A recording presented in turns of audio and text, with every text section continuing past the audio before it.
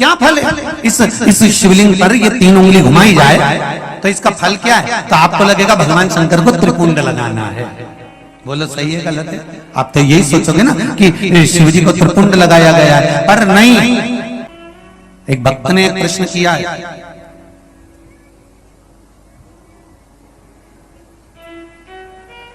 कि हमारे गुरुजी कहते हैं, एक भक्त कह रहा है व्हाट्सएप पर, ऑफिस में मैसेज गया होगा तो वहां से आशीष जी के पास में पत्र आया, तो उसमें उस मैसेज में लिखा है कि हमने जिन गुरुजी से गुरु दीक्षा ली है, गुरु मंत्र लिया है, वो गुरुजी कहते हैं कि भगवान से कभी कुछ नहीं मांगना चाहिए।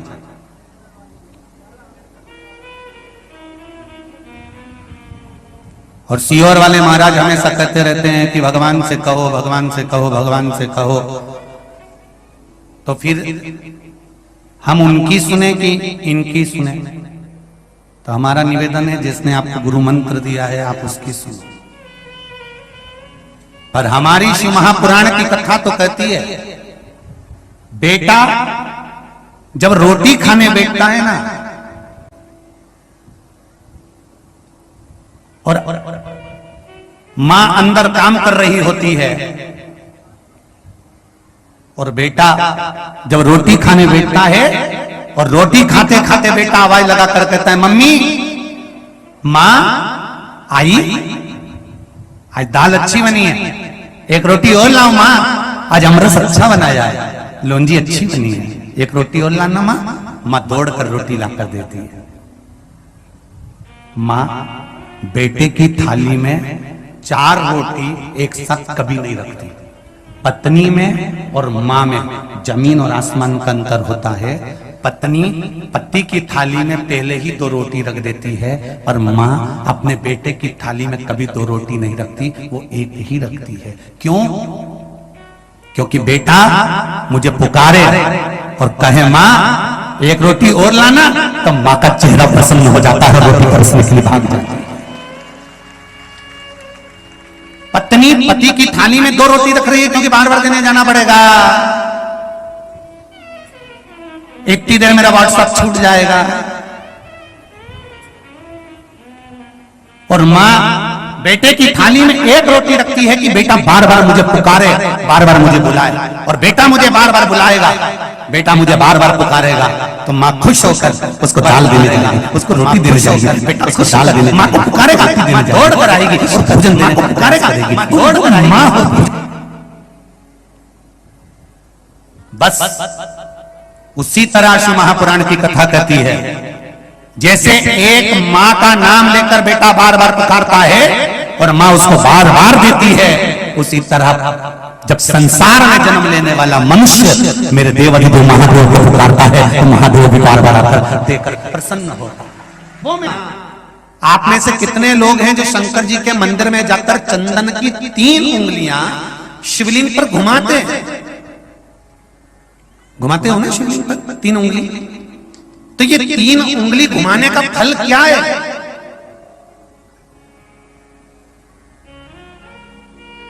क्या फल है? इस शिवलिंग पर ये 3 उंगली घुमाई जाए तो इसका फल क्या है? तो आपको लगेगा भगवान शंकर को त्रिपुंड लगाना है। बोलो सही है गलत है? आप तो यही सोचोगे ना कि शिव जी को त्रिपुंड लगाया गया है, पर नहीं।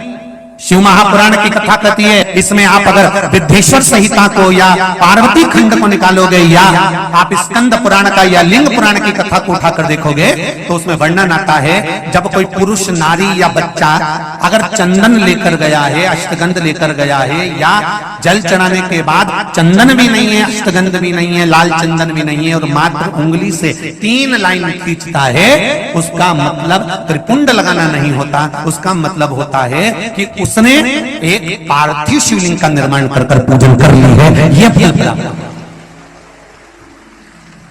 उसका फल ये प्राप्त होता है।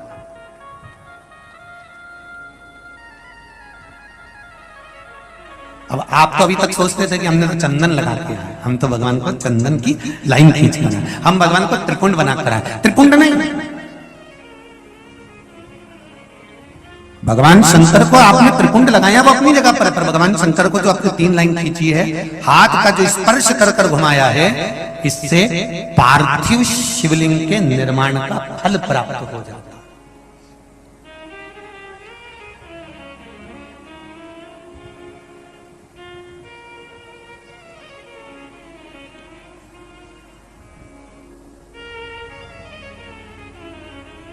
विशेष जब कामना रहती है, विशेष कामना, आज आपका मन कर गया 108 चावल के दाने मेरे को शिव जी को चढ़ाना है, 108 चावल के दाने मुझे शंकर भगवान को चढ़ाना, विशेष आज आपके मन में कोई मनोरथ बड़ा है, कोई कामना बड़ी है और बाबा से आपने विनती करी कि मेरा ये कार्य अटक रहा है, आप पूरा करोगे, मुझे विश्वास है।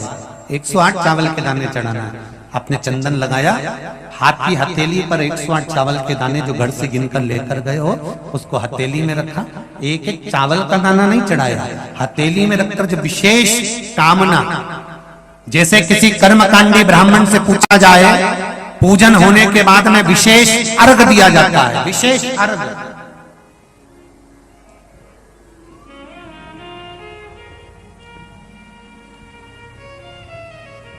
उसी तरह विशेष कामना के लिए एक पत्र में आया विशेष कामना का फल, किसी ने सुन लिया था, देखिए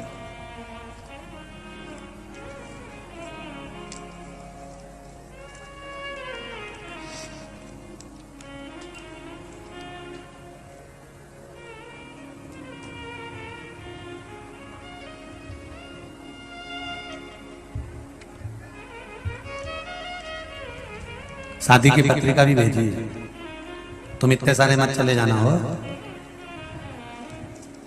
गुरुजी शिव महापुराण की कथा 4 महीने से टीवी पर सुन रही हूं।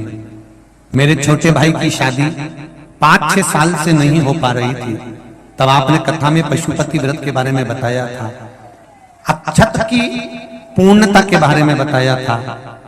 मैंने मेरे भाई के लिए करा और बाबा की कृपा से मेरे भाई की शादी 26 जून की है। मैं शिव बाबा को पत्रिका देने के लिए आया, निमंत्रण पत्र भी है, पत्रिका भी साथ। विशेष अर्घ की महत्वता जैसे है उसी तरह अक्षत की महत्वता विशेष।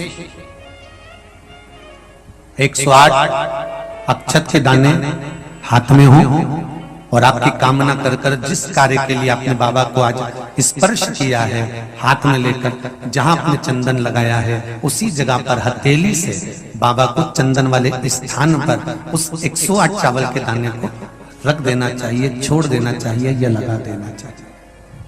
विशेष अर्घ का महत्व किसी कर्मकांडी ब्राह्मण से अवश्य पूछना कि उसका फल क्या है। विशेष अक्षत का महत्व शिव महापुराण की कथा का विशेष। अब आपका समर्पण, आप जो देवाधिदेव महादेव को समर्पण कर रहे हो, भगवान शंकर की आराधना कर रहे हो, भगवान शिव की स्तुति कर रहे हो, भगवान शंकर के स्मरण में लगे हुए हो, उसका एक महत्व, उसका एक सुख। शिव पुराण कर रही है, शंभो शरणे पड़ी मांगू घड़ी दुख काटो दया करी निदर्शन आपो दया करी निदर्शन। 108 चावल के दाने लेकर तो यहां मात्र स्पर्श की मूलता कर दी। ध्यान रखिएगा। तो जो पत्र लिखे हैं और पत्र में उन्होंने लिखा कि हमारे यहां हमने ऐसा सुना है कि शिवलिंग, गर्भवती नारी शिवलिंग का स्पर्श या शिवलिंग की पूजन नहीं कर सकती, तो उसको कृष्णेश्वर महादेव 12 ज्योतिर्लिंग में से एक ज्योतिर्लिंग है कृष्णेश्वर महादेव। कृष्णेश्वर महादेव की पूर्ण कथा का स्मरण कराइएगा कि स्वयं सुधर्म नाम का ब्राह्मण अपनी पत्नी से कह रहे हैं कि अगर अब आपसे बालू का शिवलिंग नहीं बनता, मिट्टी का शिवलिंग नहीं बनता, तो एक काम करिए, अब आप बालू के शिवलिंग की जगह, मिट्टी के शिवलिंग की जगह, पार्थिव शिवलिंग की जगह एक काम करना कि आप किसी मंदिर में जाकर शिवलिंग का मात्र स्पर्श कर लेना, भी केवल स्पर्श कर लेना भी पार्थिव शिवलिंग के निर्माण का काल है। केवल स्पर्श।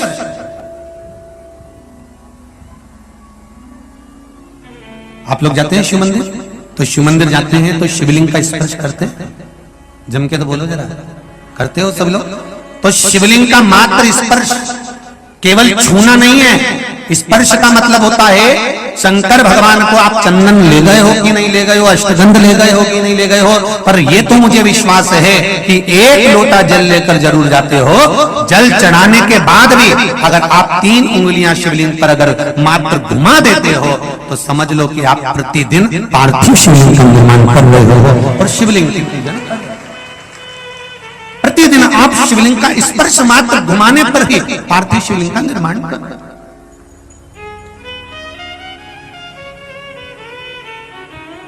अब जिसके मन में संशय है कि शिव जी का अगरबत्ती नारी पूजन न करे, और ऐसा जिसने बताया है ना, तो उसको जरूर एक बार पकड़ के लेकर आना और बताना कि भाई कौन सी पुराण में किस जगह लिखा है कि ये शिवलिंग का यहाँ पर दर्शन नहीं करना चाहिए, उसका वर्णन होना चाहिए। अगर शिव महापुराण की कथा में से कोई भी चीज चढ़ाने की बात करते हैं, जैसे काली मिर्ची चढ़ाने का बोला, तो उसका भी प्रमाण शिव महापुराण में है। आप छाट सकते हो, निकाल सकते हो, देख सकते हो। गेहूं के दाने का प्रमाण शिव महापुराण में है। अरहर की दाल का प्रमाण शिव महापुराण में है। दुर्वा के जल का प्रमाण शिव महापुराण में है। डाब के प्रमाण शिव महापुराण में है। चावल का प्रमाण शिव महापुराण में है। कौन कौन सी चीजों से भगवान शंकर के शिवलिंग का निर्माण होता है, यहां तक वर्णन करा गया कि भस्म से निर्मित शिवलिंग का भी पूजन हमारे यहां शिव महापुराण में वर्णन है।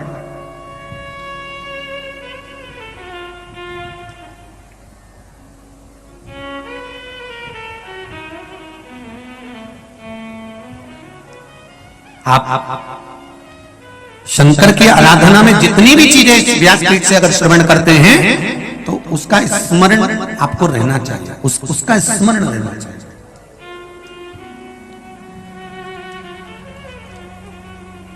महाराज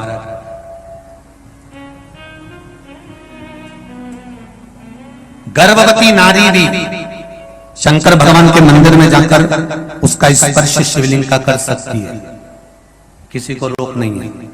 उसका फल क्या मिलता है वो भी स्मरण कर लीजिए। घोषमा को बेटा हुआ, सुधर्म ने कहा कि इस बेटे को तुम सुदेहा को दे दो, उसकी संतान नहीं है। जब तुम्हें एक पुत्र हो गया है तो दूसरा भी हो जाएगा। उन्होंने सुदेहा को दे दिया। सुदेहा ने पाल पोस कर बेटे को बड़ा कर लिया, उसकी शादी कर दी, घर में बहू आ गई। बहू को मालूम पड़ा कि मेरी असली सास तो घोषमा है, ये सुदेहा मेरी असली सास नहीं है। क्रोध आ गया, उसने सास को पूछना बंद कर दिया सुदेहा को। गुस्से में आ गई सास। सुदेहा ने मन में सोचा कि बेटा ही नहीं रहेगा तो बहू किस काम की रहेगी। बहू गई थी मायके, सुदेहा ने अपने बेटे के टुकड़े टुकड़े कर कर कपड़े में बांधकर तालाब में फेंक दी। अब देखिए, गर्भवती नारी अगर शंकर का स्मरण करती है, पूजन करती है, तो उसके बालक पर कितना फल मिलता है, ये शिव महापुराण की कथा कहती है।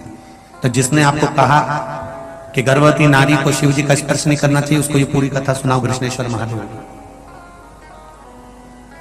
बेटे के टुकड़े कर कर कपड़े में बांधकर तालाब में फेंक दिया। घोषमा शिवजी के शिवलिंग का निर्माण करती थी और पार्थिव शिवलिंग का पूजन कर कर शंकर भगवान का विसर्जन करने जाती थी। आज घोषमा के मन में आ गया, मेरे बाबा शंभु, हे भोलेनाथ, त्रिकालदर्शी, कैलाशी, अविनाशी प्रभु, बेटे को बहुत दिनों से नहीं देखा। जिस बेटे को गर्भ में रखा था और आपकी पूजन करी थी, मेरा बेटा वो नजर नहीं आ रहा। शंकर भगवान ने एक हफ्ते पहले मरे हुए घूष्मा के बेटा जो टुकड़ा टुकड़ा हो गया था, उस बेटे को जीवित तालाब से बाहर निकाल दिया। ये गर्भस्थ नारी की शिव आराधना का फल।